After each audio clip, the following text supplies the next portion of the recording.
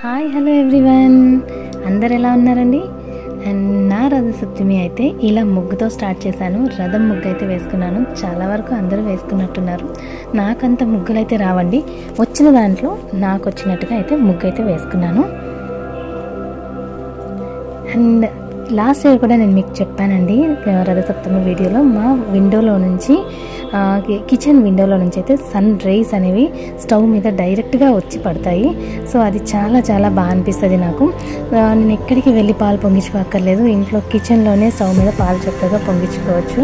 So అలా అనేసి ఈరోజు స్టవ్ మీద పాలు పొంగించడం అయితే స్టార్ట్ చేశాను. మార్నింగ్ అంటే నాకు కుదరదండి, బాబు స్కూల్కి వెళ్ళాలి కాబట్టి అంత మార్నింగ్ అయితే నేనైతే పొంగించుకోలేకపోయాను. కాబట్టి 8:30 లోపు చేయాలి. సో వాడు స్కూల్కి వెళ్ళంగానే 8:30 అన్నీ ఫినిష్ చేసుకున్నాను. 8:30 లోపు పాలైతే పొంగించుకున్నాను. చిన్న ఇత్తడి గిన్నెలోనే నేనైతే చేసుకుంటున్నానండి ప్రసాదం.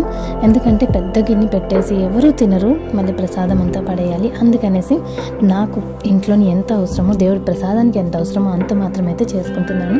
ఇదిగోటి ఇక్కడైతే గిన్నె పెట్టేసి పాలు పొంగించడానికి పెట్టుకున్నాను. అండ్ అలానే కొత్త బియ్యం తీసుకోవాలి కదా, కొత్త బియ్యంకి నెయ్యి కలిపి పక్కన పెట్టుకోవాలి. సో అది కూడా కలిపేసుకొని పక్కన పెట్టుకున్నాను.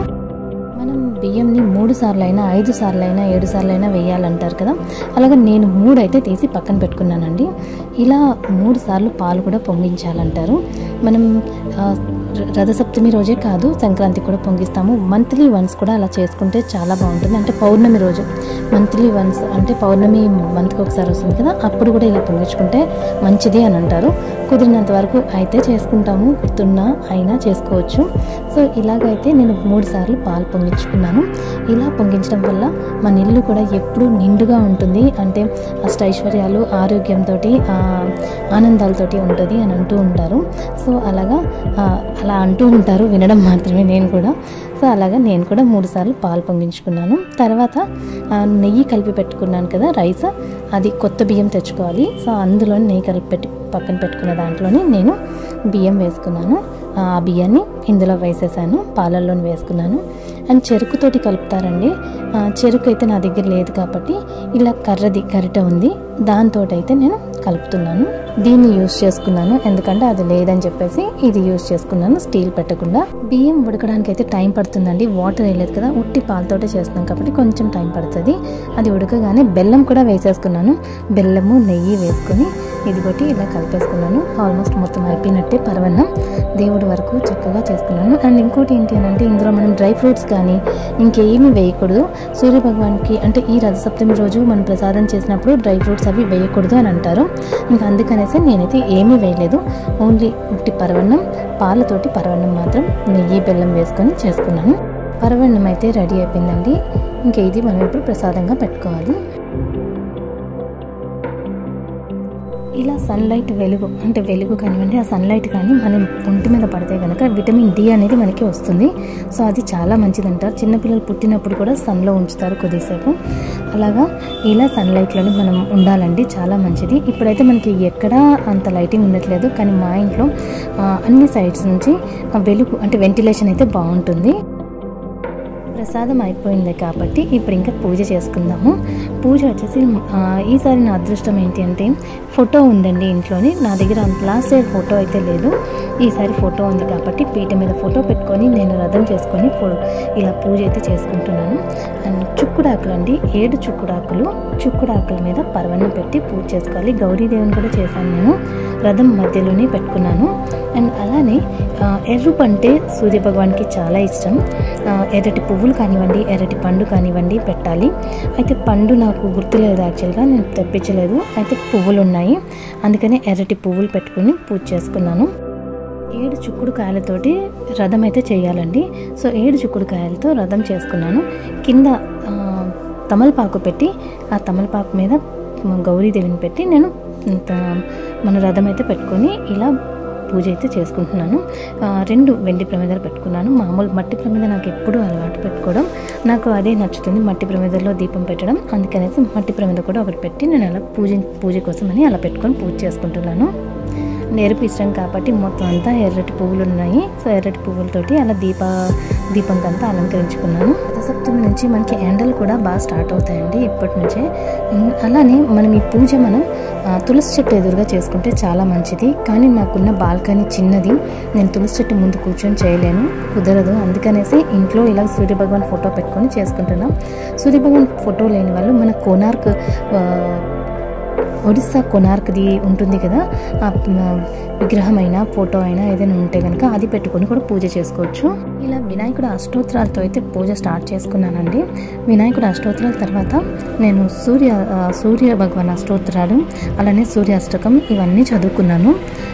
ఇక్కడ నేనే వీడియో తీసుకుంటున్నాను కాబట్టి నాకు కుదరలేదు, అవన్నీ చూపించలేదు. మామూలుగా అయితే పూజ చేసుకున్నాను నేను.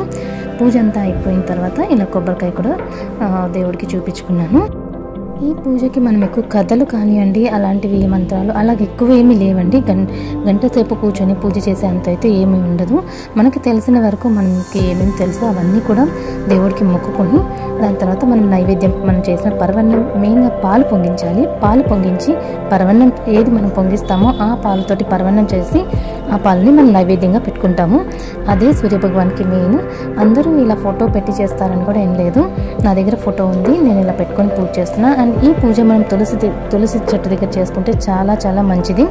అందరికీ కుదరని వాళ్ళు ఇంకా చేయలేం కదండి మా లాంటి వాళ్ళం. అందుకని పూజ గదిలోనే నేను చేసుకున్నాను. సూర్యభగవాన్ దేవాలయాలు మాత్రం మన ఇండియాలో చాలా తక్కువే ఉన్నాయి కదా. ఉన్న వాటిలోని చాలా ఫేమస్ అయింది కోనార్క్లో ఒకటి ఉంది. కోనార్క్లోని టెంపుల్ ఉంది కదా, అక్కడ ఈ సూర్యభగవాన్ గుడి ఇంకొకటి ఆంధ్రాలో కూడా ఉందండి. అది వచ్చేసి శ్రీకాకుళం డిస్టిక్లోని అరసవెల్లిలో ఉందండి.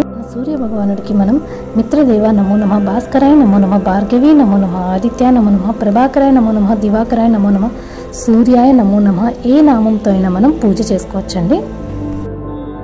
శ్రీకాకుళం అరసవెల్లి దైవాలయం అయితే నేను వీడియో కూడా తీశానండి.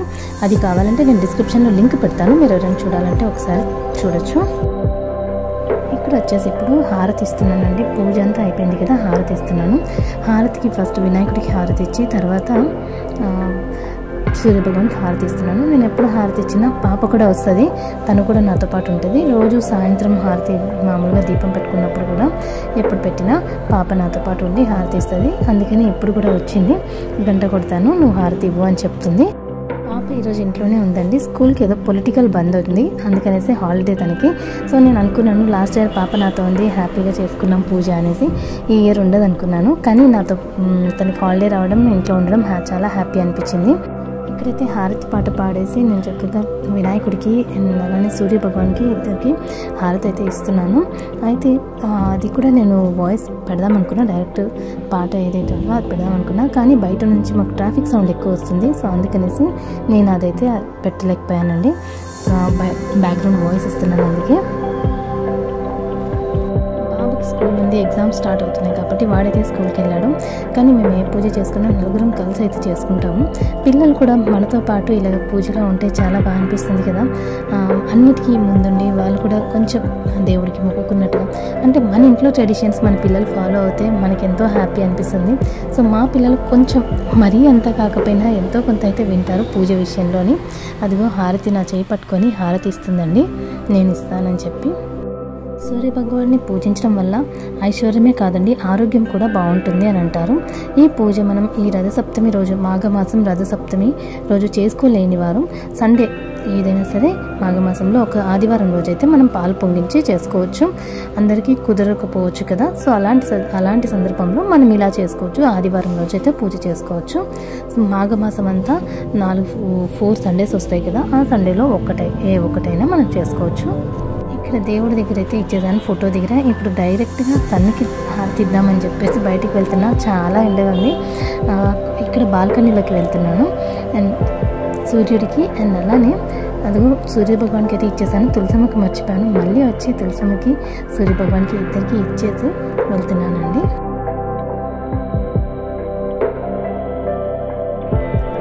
ఇక్కడ ఇంకా మొత్తం మన నిత్యంగా పూజించే దేవుళ్ళకి, మనం ఇప్పుడు పూజ చేసుకునే దేవుడికి మొత్తం అందరికీ హారతి అయితే చూపించి నీళ్ళ దారి ఇచ్చేసాను.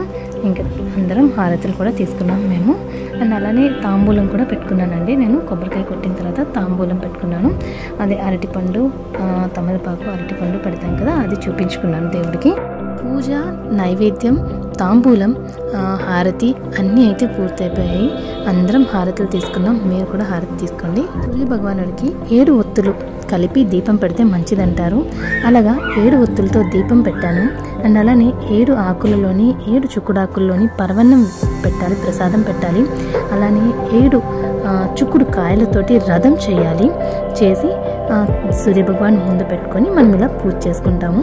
ఈ పూజ అయితే నేను చక్కగా చేసుకున్నాను. ఈ ఇయర్ నేనైతే బాగా చేసుకున్నానని అనిపించింది. మీరందరూ కూడా బాగా చేసుకొని ఉంటారని అనుకుంటున్నాను.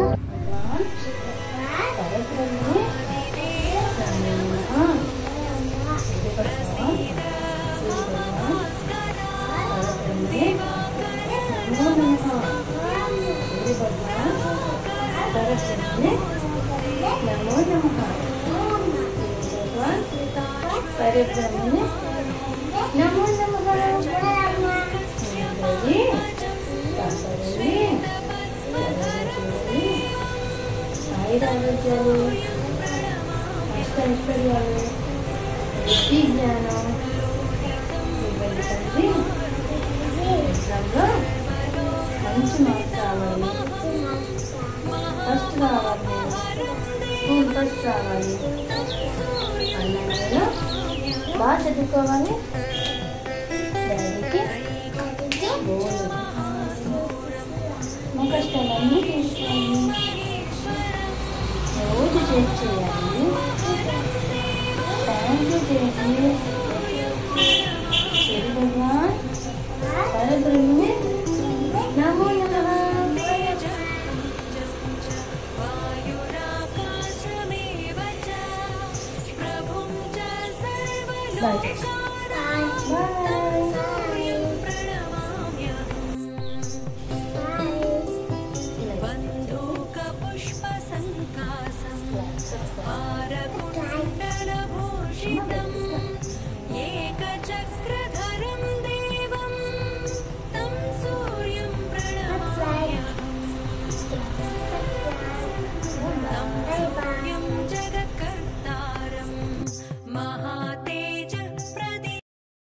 పూజ అయితే కంప్లీట్ అయిపోయిందండి. ఎప్పుడు పూజ చేసినా సరే పాప నా ఊళ్ళో కూర్చొని ఇలా మొక్కుతానని అంటూ ఉంటుంది. చెప్పమంటుంది ఏం మొక్కాలో అవన్నీ చెప్తాను, తను మొక్కుకుంటుంది. ఇంకా పూజ అయిపోయింది, వెళ్ళిపోతానని చెప్పి వెళ్ళిపోతుంది. సో అలానే నాకే కాదండి, మీ అందరికీ కూడా అష్టైశ్వర్యాలు, ఆరోగ్యం, ఆనందం అన్నీ కలగాలని దేవుడిని అయితే నేను మొక్కుకున్నాను. మీరందరూ ఎలా పూజ చేసుకున్నారో మీకు ఇష్టమైతే కనుక నాతో షేర్ చేయండి. సో నా పూజ అయితే ఇలా కంప్లీట్ అయిపోయింది. పూజ అయిపోగానే నేను పాప ఇంకా బాల్కనీలోకి వచ్చేసామండి. బాల్కనీ చాలా చిన్నది. మా బాల్కనీ వ్యూ అయితే ఇలా ఉంటుంది. ఈ వీడియో మీకు నచ్చితే కనుక లైక్, షేర్ చేయండి. అండ్ కొత్తగా చూసిన వాళ్ళైతే షేర్ చేయడం మర్చిపోకండి.